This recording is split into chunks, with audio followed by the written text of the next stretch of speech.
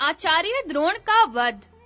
संजय कहते हैं, महाराज, राजा द्रुपद ने बहुत बड़ा यज्ञ करके प्रज्वलित अग्नि से जिसको द्रोण का नाश करने के लिए प्राप्त किया था, उस धृष्टद्युम्न ने जब देखा कि आचार्य द्रोण बड़े ही उद्विग्न हैं और उनका चित्त शोकाकुल हो रहा है, तो उसने उस अवसर से लाभ उठाने के लिए उन पर धावा कर दिया। धृष्टद्युम्न ने एक विजय दिलाने वाला सुदृढ़ धनुष हाथ में ले उस पर अग्नि के समान तेजस्वी बाण रखा। यह देख द्रोण ने उसे रोकने के लिए आंगीरस नामक धनुष और ब्रह्मदंड के समान अनेकों बाण हाथ में लिए। फिर उन बाणों की वर्षा से उन्होंने धृष्टद्युम्न को ढक दिया, उसे घायल भी कर डाला तथा उसके बाण, धनुष और ध्वजा को काटकर सारथी को भी मार गिराया। तब धृष्टद्युम्न ने हंसकर दूसरा धनुष उठाया और आचार्य की छाती में एक तेज किया हुआ बाण मारा। उसकी करारी चोट से उन्हें चक्कर आ गया। अब उन्होंने एक तीखी धार वाला भाला लिया और उससे उसके धनुष को पुनः काट डाला। इतना ही नहीं, इसके अलावा भी उसके पास जितने धनुष थे, उन सबको काट दिया, केवल गदा और तलवार को रहने दिया। इसके बाद उन्होंने धृष्टद्युम्न को 9 बाणों से बींध डाला। तब उस महारथी ने अपने घोड़ों को द्रोण के रथ के घोड़ों के साथ मिला दिया और ब्रह्मास्त्र छोड़ने का विचार किया।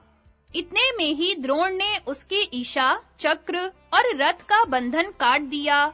धनुष, ध्वजा और सारथी का नाश तो पहले ही हो चुका था। इस भारी विपत्ति में फंसकर धृष्टद्युम्न ने गदा उठाई, किंतु आचार्य ने तीखे सायकों से उसके भी टुकड़े-टुकड़े कर दिए। अब उसने चमकती हुई तलवार हाथ में ली और अपने रथ से द्रोणाचार्य के रथ पर पहुंचकर उनकी छाती में वह कटार भोंक देने का विचार किया। यह देख द्रोण ने शक्ति उठाई और उसके द्वारा एक-एक करके धृष्टद्युम्न के चारों घोड़ों को मार डाला। यद्यपि दोनों के घोड़े एक साथ मिल गए थे, तो भी उन्होंने अपने लाल रंग के घोड़ों को बचा लिया। उनकी यह करतूत धृष्टद्युम्न से सही नहीं गई।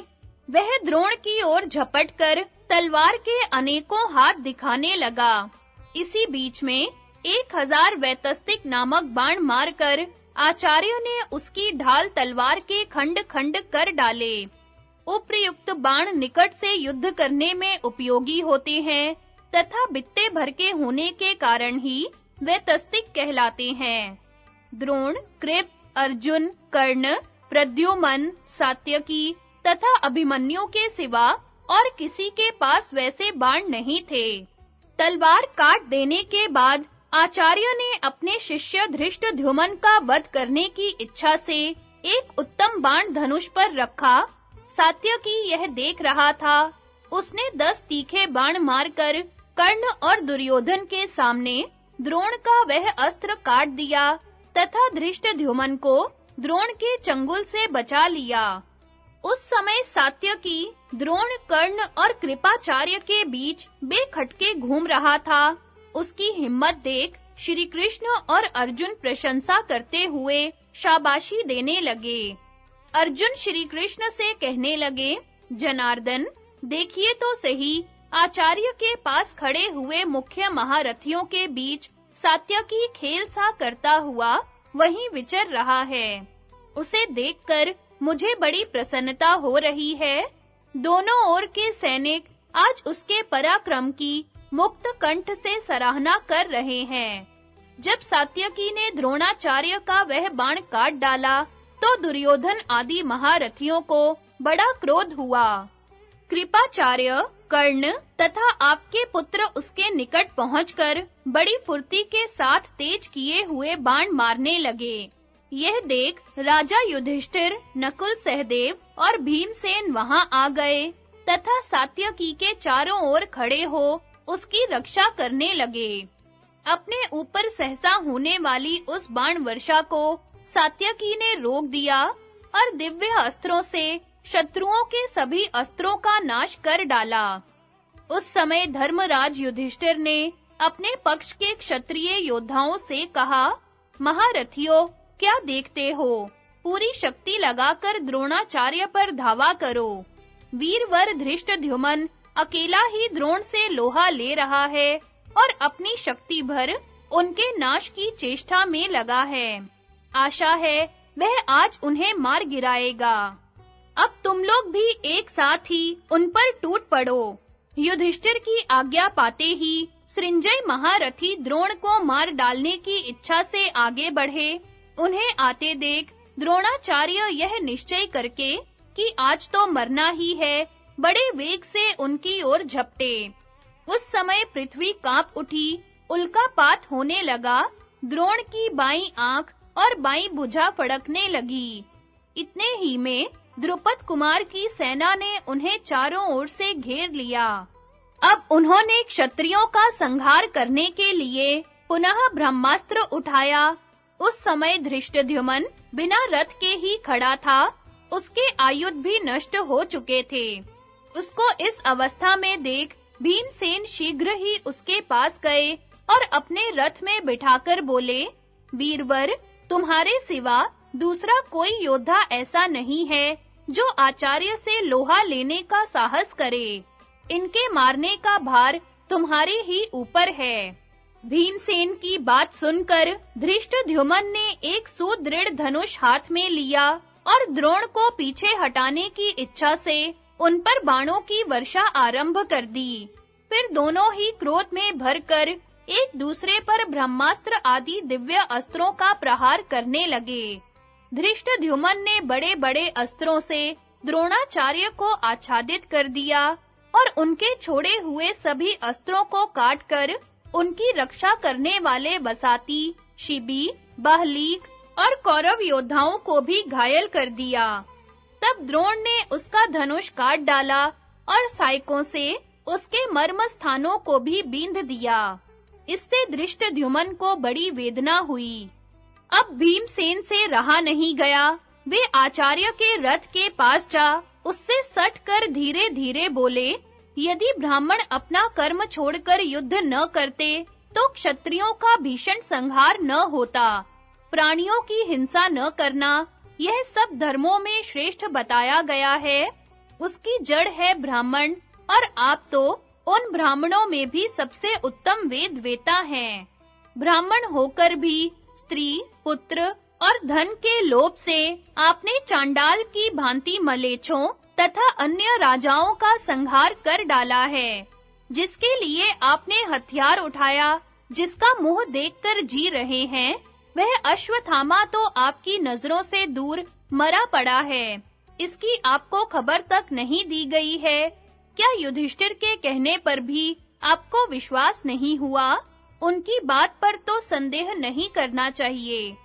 भीम का कथन सुनकर द्रोणाचार्य ने धनुष नीचे डाल दिया और पक्ष के योद्धाओं से पुकारकर कहा, कर्ण, कृपाचार्य और दुर्योधन, अब तुम लोग स्वयं ही युद्ध के लिए प्रयत्न करो।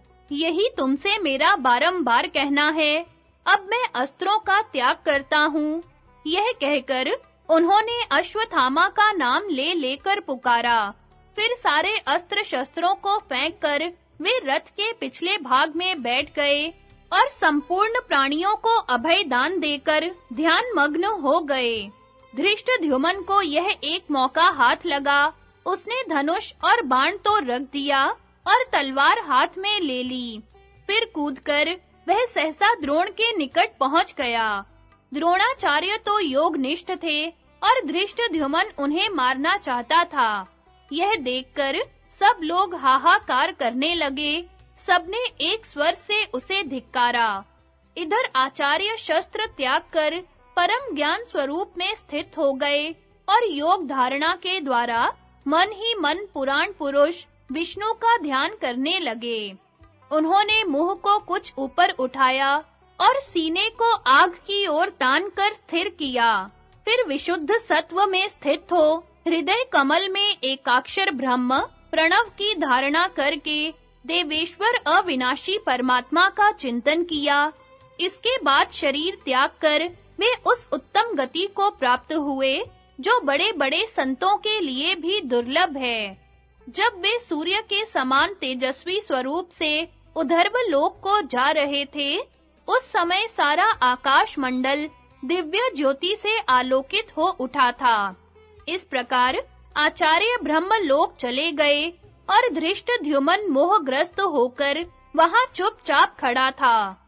महाराज, योग युक्त महात्मा द्रोणाचार्य जिस समय परम धाम को जा रहे थे, उस समय मनुष्यों में से केवल मैं, कृपाचार्य, श्री कृष्ण, अर्जुन और युधिष्ठिर, ये ही 5 उनका दर्शन कर सके थे और किसी को उनकी महिमा का ज्ञान न हो सका।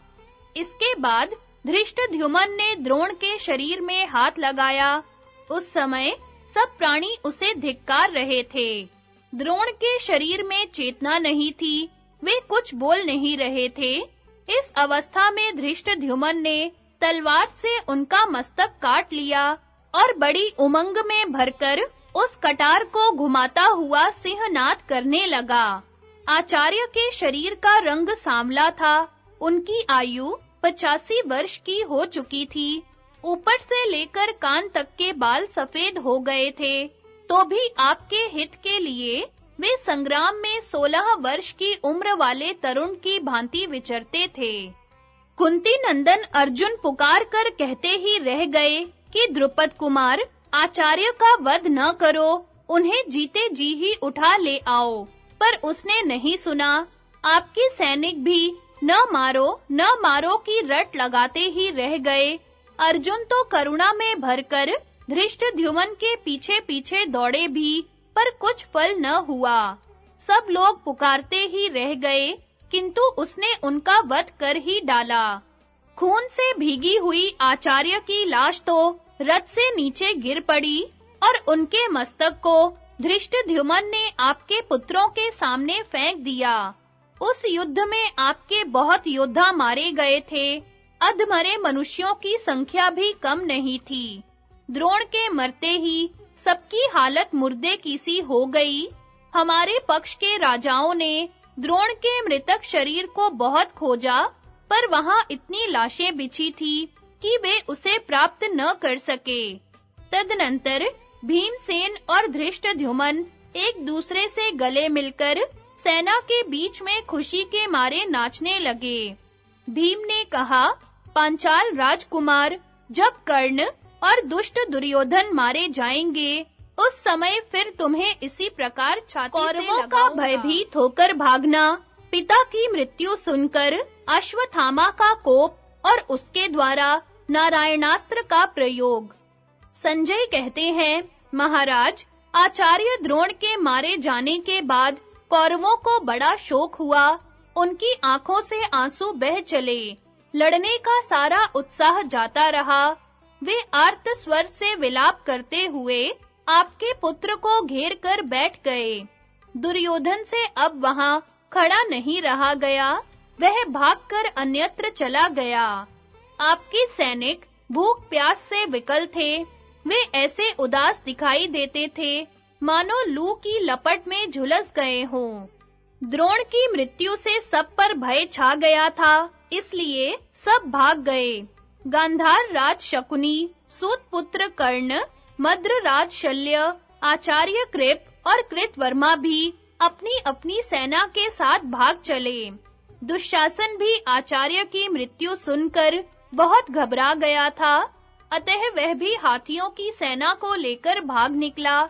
बचे हुए संशप्तकों को साथ ले सुशर्मा भी पलायन कर गया। कोई हाथी पर चढ़कर भागा, कोई रथ पर, कुछ लोग घोड़ों को रणभूमि में ही छोड़कर भाग खड़े हुए। कोई पिता से जल्दी भागने को कहते थे, कोई भाइयों से, कोई मामा और मित्रों को उत्तेजित करते हुए भाग रहे थे। इस प्रकार जब आपकी सेना भयभीत एवं अशक्त होकर भागी जा रही थी, उस समय अश्वत्थामा ने दुर्योधन के पास जाकर पूछा, भारत, तुम्हारी यह सेना त्रस्त होकर भाग क्यों रही है? तुम इसे रोकने का प्रयत्न क्यों नहीं करते? पहले की भांति तुम्हारा मन आज स्वस्थ नहीं दिखाई देता। कर्ण आदि भी यहाँ नहीं ठहर पाते। और दिन भी भयानक युद्ध हुए हैं, पर सेना की ऐसी दशा कभी नहीं हुई। बताओ तो किस महारथी की मृत्यु हुई है जिससे तुम्हारी सेना इस अवस्था को पहुंच गई? द्रोण पुत्र का यह प्रश्न सुनकर भी दुर्योधन उस घोर अप्रिय समाचार को मुंह से निकाल नहीं सका, केवल उसकी ओर देखकर आंसू बहाता रहा। इसके बाद उसने कृपाचार्य से कहा, आप ही सेना के भागने का कारण बता दीजिए। तब कृपाचार्य बारंबार विषाद मग्न होकर अश्वत्थामा से द्रोण के मारे जाने का समाचार सुनाने लगे। उन्होंने कहा, तात, हम लोग आचार्य द्रोण को आगे रखकर पांचाल राजाओं से संग्राम कर रहे थे। उस युद्ध में जब बहुत से कौरव योद्धा मार डाले गए, तो तुम्हारे पिता ने कुपित होकर ब्रह्मास्त्र प्रकट किया और भल्ल नामक बाणों से हजारों शत्रुओं का सफाया कर डाला। उस समय काल की प्रेरणा से पांडव, केकय, मत्स्य और विशेषतः पांचाल वीरों में से जो भी द्रोण के रथ के सामने आए, वे सब नष्ट हो गए। फिर तो पांचाल योद्धा भाग खड़े हुए, उनका बल और पराक्रम धूल में मिल गया। वे उत्साह खो बैठे और अचेत से हो गए। उन्हें द्रोण के बाणों से पीड़ित देख पांडवों की विजय चाहने वाले श्री कृष्ण ने कहा, ये आचार्य द्रोण मनुष्यों से कभी नहीं जीते जा सकते। औरों की तो बात ही क्या है, इंद्र भी इन्हें परास्त नहीं कर सकते। मेरा ऐसा विश्वास है कि अश्वत्थामा के मारे जाने पर ये लड़ाई नहीं कर सकते। इसलिए कोई जाकर इन्हें अश्वत्थामा की मृत्यु की झूठी खबर सुना दे। यह बात और सबने तो मान ली, केवल अर्जुन को पसंद नहीं आई। युधिष्ठिर ने भी बड़ी कठिनाई से इसे स्वीकार किया। भीमसेन ने लजाते-लजाते तुम्हारे पिता के सामने जाकर कहा, अश्वत्थामा मारा गया, पर उन्होंने इस पर विश्वास नहीं किया। इसी बीच में भीमसेन ने मालवा के राजा इंद्रवर्मा के अश्वत्थामा नामक हाथी को मार डाला। इसे युधिष्ठिर ने भी देखा। द्रोण ने सच्ची बात का पता लगाने के लिए राजा युधिष्ठिर से पूछा, अश्वत्थामा मारा गया या नहीं? मिथ्या भाषण में कितना दोष है, यह जानते हुए भी युधिष्ठिर ने कह दिया, अश्वत्थामा मारा गया, परंतु हाथी। अंतिम वाक्य उन्होंने धीरे से कहा, जिसे तुम्हारे पिता सुन नहीं सके। अब उन्हें तुम्हारे मरने का विश्वास हो गया। वे संताप से पीड़ित हो गए। अब युद्ध में पहले का सा उत्साह न रहा। उन्होंने दिव्य अस्त्रों का परित्याग कर दिया और समाधि लगाकर बैठ गए। उस समय धृष्टद्युम्न ने पास जाकर बाएं हाथ से उनके केश पकड़ लिए और उनका सिर धड़ से अलग कर दिया। सब योद्धा पुकार-पुकार कर कह रहे थे, न मारो, न मारो। अर्जुन तो रथ से उतरकर उसके पीछे दौड़ पड़े और बाह उठाकर बारंबार कहने लगे, आचार्य को जीवित ही उठा लाओ, मारो मत।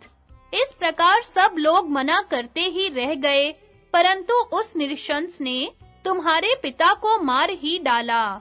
उनके मारे जाने पर हमारा उत्साह भी जाता रहा, इसीलिए भाग रहे हैं। धृतराष्ट्र ने पूछा, संजय, आचार्य द्रोण को मानव, वारुण, आग्नेय, ब्रह्म, इंद्र और नारायण अस्त्र का भी ज्ञान था। वे धर्म में स्थित रहने वाले थे, तो भी धृष्टद्युम्न ने उन्हें अधर्म पूर्वक मार डाला। वे शस्त्र विद्या में परशुराम की और युद्ध में इंद्र की समानता रखते थे। उनका पराक्रम कार्तवीर्य के समान और बुद्धि बृहस्पति के तुल्य थी। वे पर्वत के समान स्थिर और अग्नि के समान तेजस्वी थे। गंभीरता में समुद्र को भी मात करते थे। ऐसे धर्मिष्ठ पिता को धृष्टद्युम्न के द्वारा अधर्म पूर्वक मारा गया सुनकर अश्वत्थामा ने क्या कहा? संजय कहते हैं, पापी धृष्टद्युम्न ने मेरे पिता को छल से मार डाला है। यह सुनकर अश्वत्थामा पहले तो रो पड़ा, उसकी आंखों से आंसू बहने लगे, मगर फिर वह रोष से भर गया उसका सारा शरीर क्रोध से तमतमा उठा। बारंबार आंखों से आंसू पोंछता हुआ वह दुर्योधन से बोला, राजन, मेरे पिता ने हथियार डाल दिया था तो भी उन नीचों ने उन्हें मरवा डाला। इन धर्मध्वजियों का किया हुआ पाप आज मुझे मालूम हो गया। युधिष्ठिर ने भी जो नीचतापूर्ण क्रूर कर्म किया है उसे भी सुन लिया। मेरे पिता रण में मृत्यु को प्राप्त होकर अवश्य ही वीरों के लोक में गए हैं, अतः उनके लिए मुझे शोक नहीं है। किंतु धर्म में प्रवृत्त रहने पर भी जो उनका केश पकड़ा गया, सब सैनिकों के सामने उनका अपमान किया गया, यही मेरे मर्म स्थानों को छेदे डालता है। मुझ जैसे पुत्र के जीवित रहते भी उन्हें यह दिन देखना पड़ा। दुरात्मा धृष्टद्युम्न ने मेरा अपमान करके जो यह महान पाप किया है, इसका भयंकर परिणाम उसे जल्दी ही भोगना पड़ेगा। युधिष्ठिर भी कितना झूठा है, उसने बहुत बड़ा अन्याय करके छल से मेरे पिता का हथियार डलवा दिया। अतः आज यह पृथ्वी उस धर्मराज कहलाने वाले का रक्तपान करेगी। आज मैं अपने सत्य तथा इष्टापूर्त कर्मों की शपथ खाकर कहता हूँ कि संपूर्ण पांचालों का संहार किए बिना मैं कदापि जीवित नहीं रहूंगा। हर तरह के उपायों से पांचालों के नाश का प्रयत्न करूंगा। कोमल या कठोर कर्म करके भी पापी धृष्टद्युम्न का नाश कर डालूंगा। पांचालों का सर्वनाश किए बिना मैं शांति नहीं पा सकूंगा। संसार के लोग पुत्र की चाह इसलिए करते हैं कि वह इहलोक तथा परलोक में महान भय से पिता की रक्षा करेगा, परंतु मैं जीवित ही हूँ और मेरे पिता की पुत्रहीन की सी दुर्दशा हुई है। धिक्कार है मेरे दिव्य अस्त्रों को, धिक्कार है मेरी इन भुजाओं और पराक्रम को, जो कि मेरे जैसे पुत्र को पाकर भी मेरे पिता का केश खींचा गया। अब मैं ऐसा काम करूंगा जिससे परलोकवासी पिता के ऋण से ओ ऋण हो जाऊं। श्रेष्ठ पुरुष को अपनी प्रशंसा कभी नहीं करनी चाहिए, तथापि अपने पिता का वध मुझसे सहा नहीं जाता, इसलिए अपना पौरुष कहकर सुनाता हूँ। आज श्री कृष्ण और पांडव मेरा पराक्रम देखें, उनकी संपूर्ण सेना को मिट्टी में मिलाकर प्रलय का दृश्य उपस्थित कर दूंगा। रथ में बैठकर संग्राम भूमि में पहुंचने पर आज मुझे देवता, गंधर्व, असुर, नाग और राक्षस भी नहीं जीत सकते। संसार में मुझसे या अर्जुन से बढ़कर दूसरा कोई अस्त्र वेता नहीं है। मैं एक ऐसा अस्त्र जानता हूँ जिसे न श्री कृष्ण जानते हैं और न ही अर्जुन। भीमसेन, युधिष्ठिर, नकुल, सहदेव, धृष्टद्युम्न, शिखंडी तथा सात्यकी को भी उसका ज्ञान नहीं है। पूर्व काल की बात है, मेरे पिता ने भगवान नारायण को नमस्कार करके उनकी विधिवत पूजा की थी। भगवान ने उनका पूजन स्वीकार किया और वर मांगने को कहा। पिता ने उनसे सर्वोत्तम नारायणास्त्र की याचना की। तब भगवान बोले, मैं यह अस्त्र तुम्हें देता हूँ। अब युद्ध में तुम्हारा मुकाबला करने वाला कोई नहीं रह जाएगा, किंतु ब्राह्मण इसका सहसा प्रयोग नहीं करना चाहिए, क्योंकि यह अस्त्र शत्रु का नाश किए बिना नहीं लौटता, अवध्य का भी वध कर डालता है। इसको शांत करने के उपाय ये हैं, शत्रु अपना रथ छोड़कर उतर जाए, हथियार नीचे डाल दे और हाथ जोड़कर इसकी शरण में चला जाए, और किसी उपाय से इसका निवारण नहीं होता। यह कहकर उन्होंने अस्त्र दिया और मेरे पिता ने उसे ग्रहण करके मुझे भी सिखा दिया था। भगवान ने अस्त्र देते समय यह भी कहा था कि तुम इस अस्त्र से अनेकों प्रकार के दिव्य अस्त्रों का नाश कर सकोगे और संग्राम में बड़े तेजस्वी दिखाई दोगे। ऐसा कहकर भगवान अपने परम धाम को चले गए। यह नारायणास्त्र मुझे अपने पिता से मिला है। इसके द्वारा मैं युद्ध में पांडव, पांचाल, मत्स्य और केकियों को मार भगाऊंगा। पांडवों को अपमानित करके अपने संपूर्ण शत्रुओं का विध्वंस कर डालूंगा। ब्राह्मण और गुरु से द्रोह करने वाले पांचाल कुल कलंक धृष्टद्युम्न को भी आज जीवित नहीं छोड़ूंगा। अश्वत्थामा की बात सुनकर कौरवों की भागती हुई सेना लौट पड़ी। सभी महारथियों ने बड़े-बड़े शंख बजाने शुरू किए। भेरी बज उठी, हजारों नगाड़े पीटे जाने लगे। उन बाजों की तुमुल ध्वनि से आकाश और पृथ्वी गूंज उठी। मेघ की गंभीर गर्जना के समान उस तुमुल नाद को सुनकर पांडव महारथी एकत्र हो आपस में परामर्श करने लगे। इसी बीच में अश्वत्थामा ने आचमन करके दिव्य नारायणास्त्र अर्जुन के द्वारा युधिष्ठिर को उलाहना, भीम का क्रोध, धृष्टद्युम्न का द्रोण के विषय में आक्षेप और सात्यकी के साथ उसका विवाद। संजय कहते हैं, महाराज, नारायणास्त्र के प्रकट होते ही मेघ सहित पवन के झकोरे उठने लगे। बिना बादलों के ही गर्जना होने लगी। पृथ्वी डोल उठी, समुद्र में तूफान आ गया और बड़ी-बड़ी नदियों की धारा उल्टी दिशा की ओर बहने लगी। पर्वतों के शिखर टूट-टूट कर गिरने लगे। उस घोर अस्त्र को देखकर देवता, दानव और गंधर्वों पर भारी आतंक छा गया। समस्त राजा लोग भय से थर्रा उठे। धृतराष्ट्र ने पूछा, संजय, उस समय पांडवों ने धृष्टद्युम्न की रक्षा के लिए क्या विचार किया? संजय ने कहा, कौरव सेना का तुमुल नाद सुनकर युधिष्ठिर अर्जुन से बोले, धनंजय, धृष्टद्युम्न के द्वारा आचार्य द्रोण के मारे जाने पर कौरव बहुत उदास हो विजय की आशा छोड़ चुके थे और अपनी जान बचाने के लिए भागे जा रहे थे। अब देखते हैं तो पुनः उनकी सेना लौटी आ रही है। किसने उसे लौटाया है? इस विषय में कुछ पता हो तो बताओ। ऐसा जान पड़ता है द्रोण के मारे जाने से कौरवों का पक्ष लेकर साक्षात इंद्र युद्ध करने आ रहे हैं।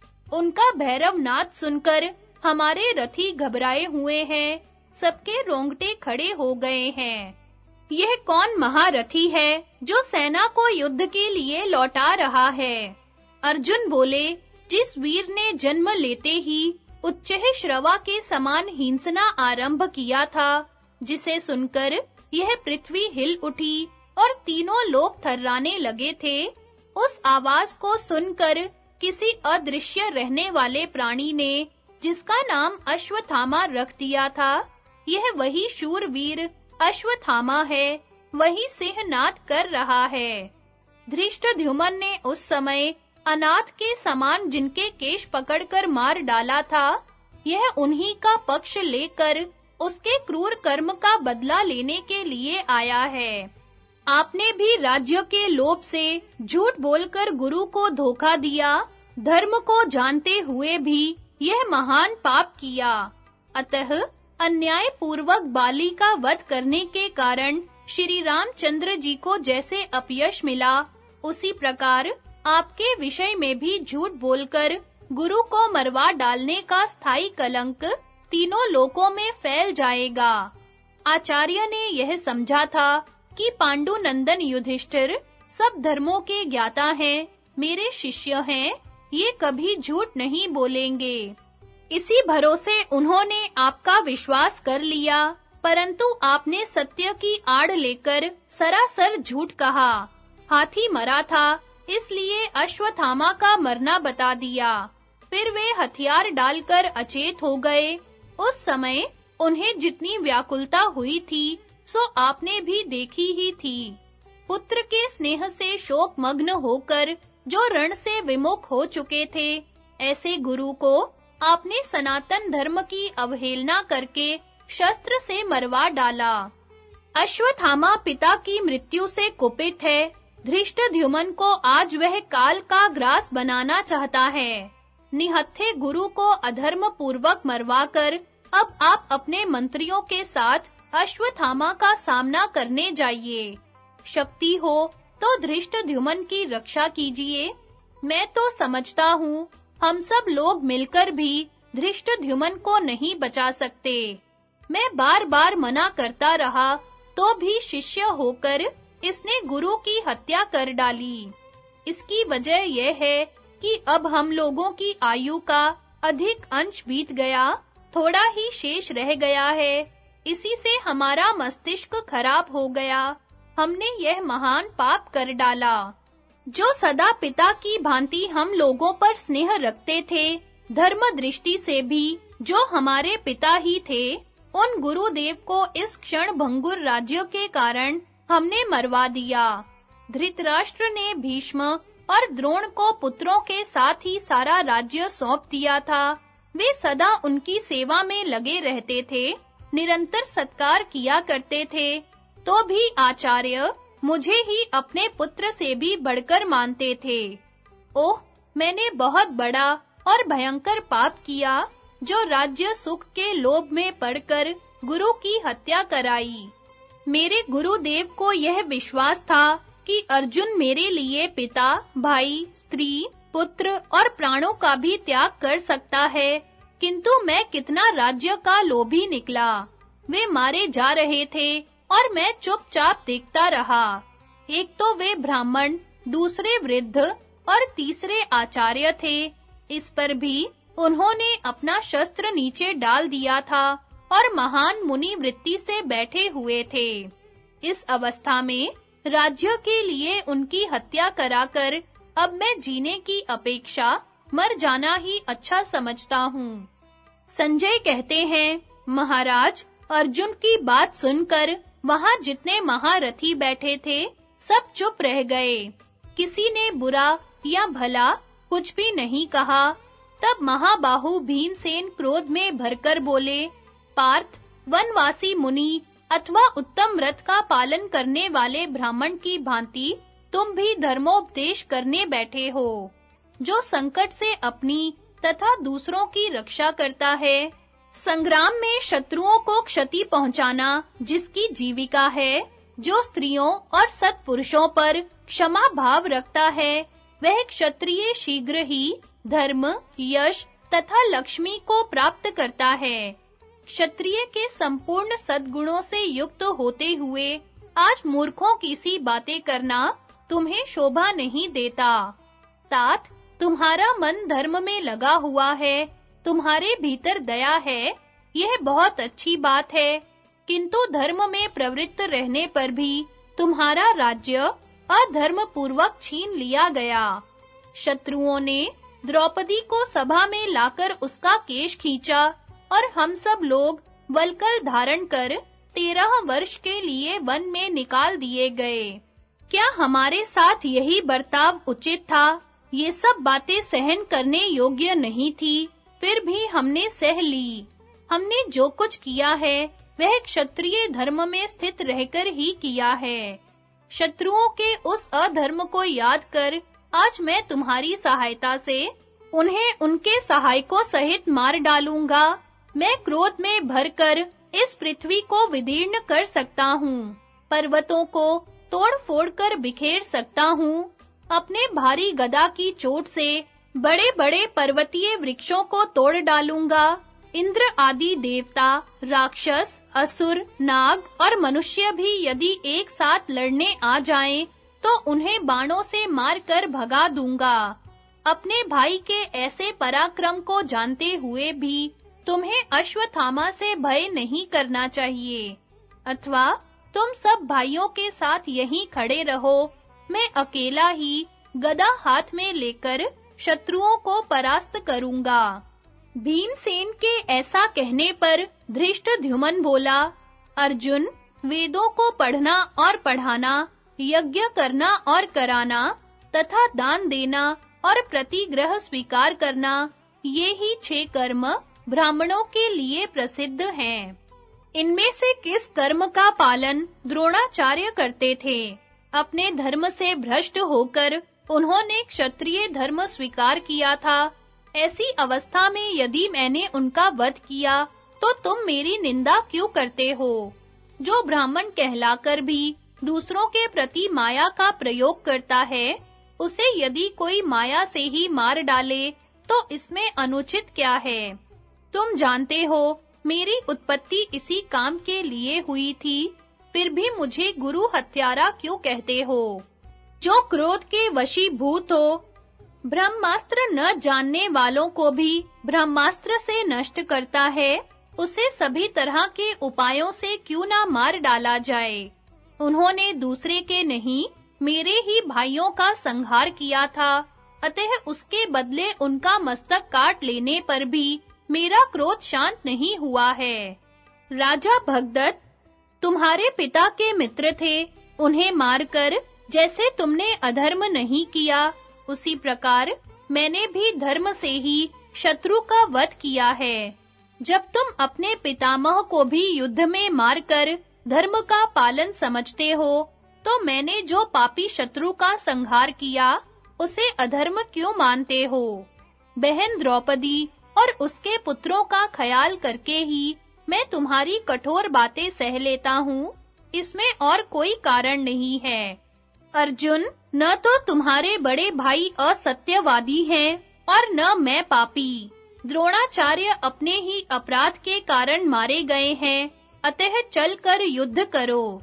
धृतराष्ट्र बोले, संजय, जिन महात्मा ने अंगों सहित संपूर्ण वेदों का अध्ययन किया था, जिनमें साक्षात धनुर्वेद प्रतिष्ठित था, उन आचार्य द्रोण की वह नीच, नृशंस एवं गुरुघाती धृष्टद्युम्न निंदा करता रहा और किसी क्षत्रिय ने उस पर क्रोध नहीं किया। धिक्कार है इस क्षत्रियपन को। बताओ, वह अनुचित बात सुनकर पांडव तथा दूसरे धनुर्धर राजाओं ने धृष्टद्युम्न से क्या कहा? संजय ने कहा, महाराज, उस समय अर्जुन ने द्रुपद कुमार की ओर तिरछी नजरों से देखा और आंसू बहाते हुए उच्छ्वास लेकर कहा, धिक्कार है, धिक्कार। उस समय युधिष्ठिर, भीमसेन, नकुल, सहदेव तथा श्री कृष्ण आदि सब लोग संकोचवश चुप हो गए। केवल सात्यकी से रहा नहीं गया। वह बोल उठा, अरे, क्या यहाँ कोई ऐसा मनुष्य नहीं है जो अमंगलमयी बात बकने वाले इस पापी नराधम को शीघ्र ही मार डाले? ओ नीच, श्रेष्ठ पुरुषों की मंडली में बैठकर ऐसी ओछी बातें करते तुझे लज्जा नहीं आती? तेरी जीभ के सैकड़ों टुकड़े क्यों नहीं हो जाते? तेरा मस्तक क्यों नहीं फट जाता? गुरु की निंदा करते समय तू रसातल में क्यों नहीं चला जाता? स्वयं ऐसा नीच कर्म करके उल्टे गुरु पर ही दोषारोपण करता है। तुझे तो मार ही डालना चाहिए। क्षण भर भी तेरे जीवित रहने से संसार का कोई लाभ नहीं है। नराधम, तेरे सिवा दूसरा कौन ऐसा श्रेष्ठ मनुष्य है जो धर्मात्मा गुरु के केश पकड़कर उनका वध करने को तैयार होगा? तूने बीती तथा आगे होने वाली अपने 7-7 पीढ़ियों को नरक में डुबो दिया। अब यदि पुनः मेरे समीप ऐसी बात मुंह से निकालेगा तो वज्र के समान गदा मारकर तेरा सिर उड़ा दूंगा। तू हत्यारा है, तुझे ब्रह्म हत्या का पाप लगा है, इसलिए लोग तुझे देखकर प्रायश्चित के लिए सूर्य नारायण का दर्शन करते हैं। खड़ा रह, मेरी गदा की एक चोट सह ले, मैं भी तेरी गदा की अनेकों चोटें सहूंगा। सात्यकी ने द्रुपद कुमार का तिरस्कार किया तो उसने भी क्रोध में भरकर उसकी मखौल उड़ाते हुए कहा, सुन ली तेरी बात, और इसके लिए तुझे क्षमा भी करता हूँ। तेरे जैसे नीच लोगों का सत्पुरुषों पर आक्षेप करने का स्वभाव ही होता है। यद्यपि संसार में क्षमा की बड़ी प्रशंसा की जाती है, तथापि पापी के प्रति क्षमा नहीं करनी चाहिए, क्योंकि वह क्षमा करने वाले को पराजित समझता है। तो सिर से पैर तक दुराचारी, नीच और पापी है। स्वयं निंदा के योग्य होकर भी दूसरों की निंदा करना चाहता है।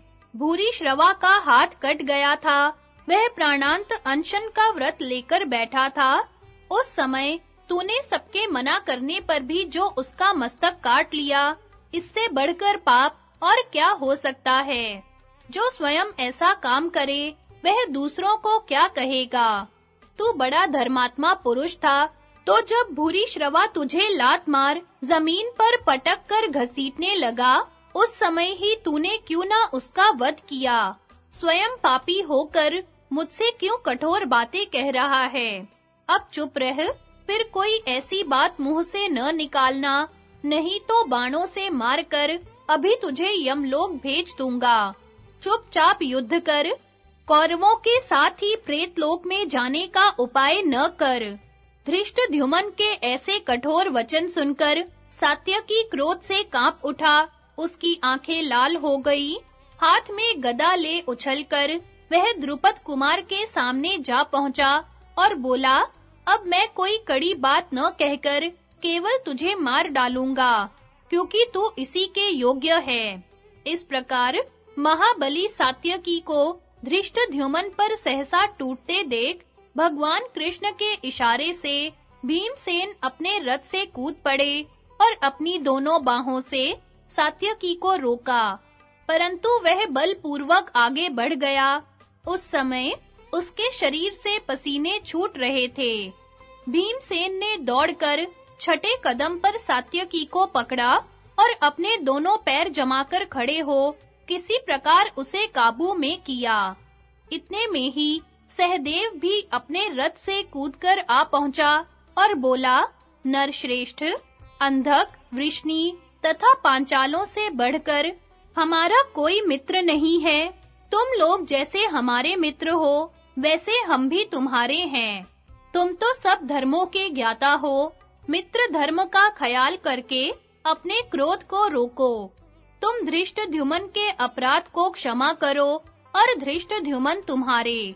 जब सहदेव सात्यकी को शांत कर रहे थे, उस समय धृष्टद्युम्न ने हंसकर कहा, भीमसेन, छोड़ दो सात्यकी को। यह युद्ध के घमंड में मतवाला हो रहा है। अभी तीखे बाणों से इसका सारा क्रोध उतार देता हूँ और इसकी जीवन लीला भी समाप्त किए डालता हूँ। उसकी बात सुनकर सात्यकी सांप के समान फुफकारता हुआ भीमसेन की भुजाओं से छूटने का उद्योग करने लगा। दोनों वीर अपनी-अपनी जगह पर सांड के समान गरज रहे थे। यह देख भगवान श्री कृष्ण और अर्जुन तुरंत ही बीच में आ पड़े और बड़े यत्न से उन्होंने उन दोनों को शांत किया। इस प्रकार क्रोध से आंखें लाल किए उन दोनों धनुर्धर वीरों को आपस में लड़ने से रोककर पांडव पक्ष के क्षत्रिय योद्धा शत्रुओं का सामना करने के लिए आ डटे। नारायणास्त्र का प्रभाव देख युधिष्ठिर का विषाद तथा भगवान कृष्ण के बताए हुए उपाय से उसका निवारण, अश्वत्थामा के साथ धृष्टद्युम्न, सात्यकी तथा भीमसेन का घोर युद्ध। संजय कहते हैं, राजन, तदनंतर अश्वत्थामा ने दुर्योधन से पुनः अपनी प्रतिज्ञा कह सुनाई। धर्म का चोला पहने हुए कुंती पुत्र युधिष्ठिर ने युद्ध करते हुए आचार्य से कपटपूर्ण बात कहकर उन्हें शस्त्र त्यागने के लिए बाध्य किया है। इसलिए आज उनके देखते-देखते उनकी सेना को मार भगाऊंगा और धृष्टद्युम्न को भी मार डालूंगा।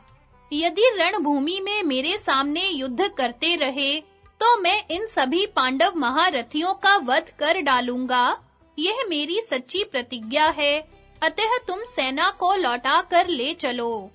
उसकी बात सुनकर आपके पुत्र ने सेना को पीछे लौटाया और भय त्याग कर बड़े जोर से सिंहनाद किया।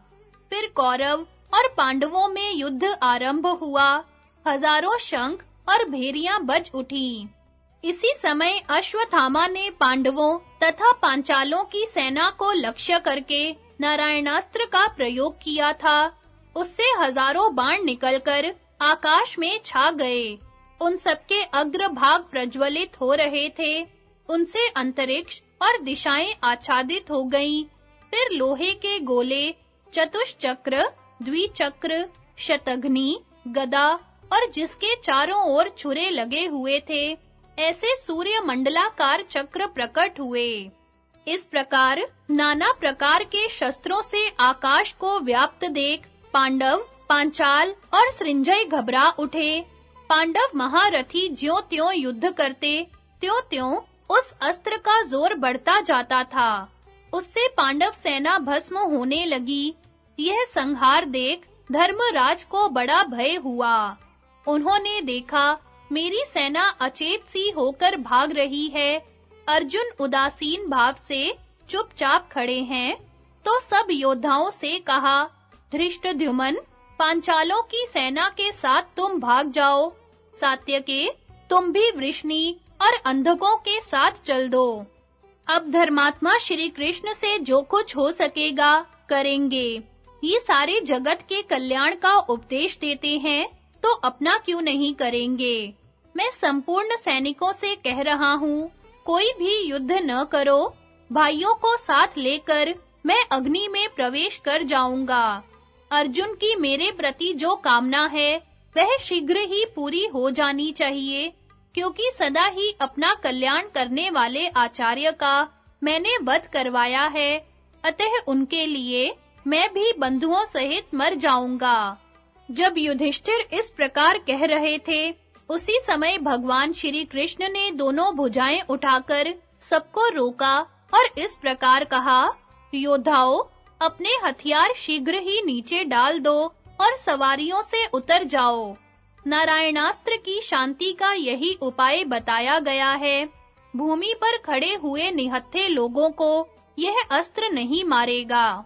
इसके विपरीत ज्यों योद्धा इस अस्त्र के सामने युद्ध करेंगे, त्यों ही त्यों कौरव अधिक बलवान होते जाएंगे। जो इस अस्त्र का सामना करने के लिए मन में विचार भी करेंगे, वे रसातल में चले जाएं, तो भी यह अस्त्र उन्हें मारे बिना नहीं छोड़ेगा। भगवान कृष्ण की बातें सुनकर सब योद्धाओं ने हाथ से और मन से भी शस्त्र त्याग देने का विचार कर लिया। सबको अस्त्र त्यागने के लिए उद्यत देख भीमसेन ने कहा, वीरों, कोई भी अस्त्र मत फेंकना। मैं अपने बाणों से अश्वत्थामा के अस्त्रों का वारण करूंगा। इस भारी गदा से उसके अस्त्रों का नाश करके मैं उसके ऊपर भी काल की भांति प्रहार करूंगा। यदि इस नारायणास्त्र का मुकाबला करने के लिए अब तक कोई योद्धा समर्थ नहीं हुआ, तो आज कौरव पांडवों के देखते-देखते मैं इसका सामना करूंगा। अर्जुन, तुम अपने गांडीव को नीचे न डाल देना, नहीं तो चंद्रमा की भांति तुम में भी कलंक लग जाएगा, जो तुम्हारी निर्मलता को नष्ट कर देगा।